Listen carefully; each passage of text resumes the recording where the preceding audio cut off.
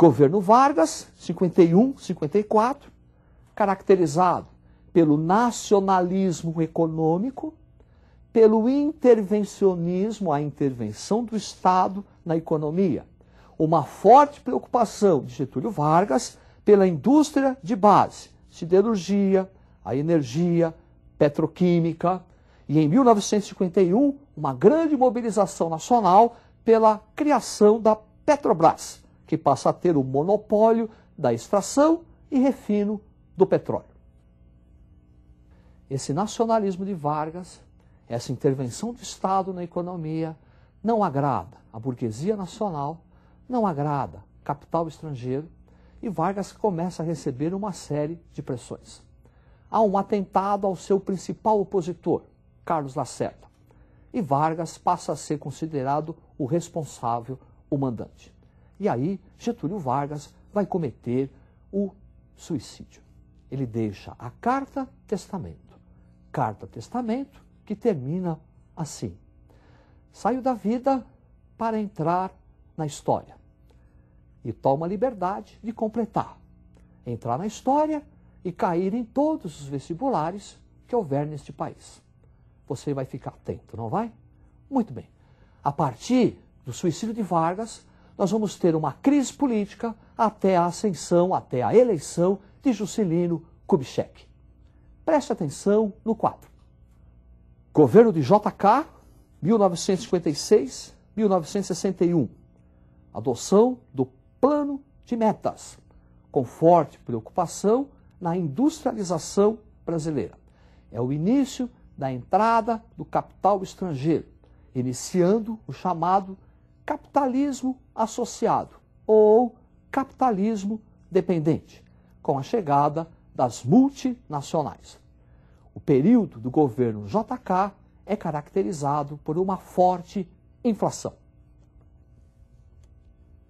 Plano de metas que tinha como slogan 50 anos de progresso em 5 de governo. Então é a entrada das multinacionais e a ampliação do nosso parque industrial.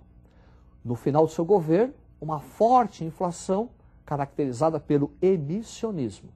E o próximo sucessor, Jânio Quadros, vai ter que enfrentar esse problema inflacionário. Observe o quadro. Governo de Jânio Quadros, 1961, caracterizado por uma política anti-inflacionária, arroxo salarial, política externa independente, ou seja, o não alinhamento, por conta dessa política externa independente.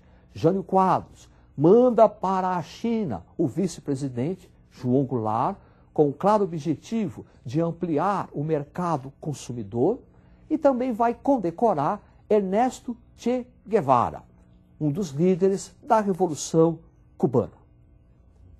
Essa política externa independente e a aproximação do Brasil com os países de regimes socialistas, mais a adoção de uma política austera por conta do Jânio Quadros para combater a inflação e o rompimento do Brasil com o Fundo Monetário Internacional, levaram Jânio Quadros à renúncia. Com a sua renúncia, inicia-se uma grave crise política no Brasil, porque o vice-presidente, João Goulart, estava na China. De um lado, os legalistas, que queriam a posse de João Goulart. Do outro lado, aqueles que não queriam a posse.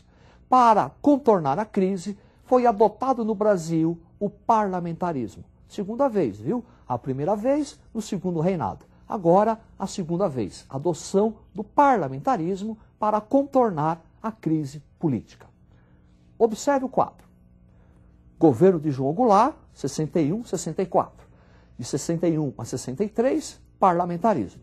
A partir de 63, após um plebiscito, retorno do presidencialismo. E aí, a execução de um plano trienal elaborado pelo economista Celso Furtado.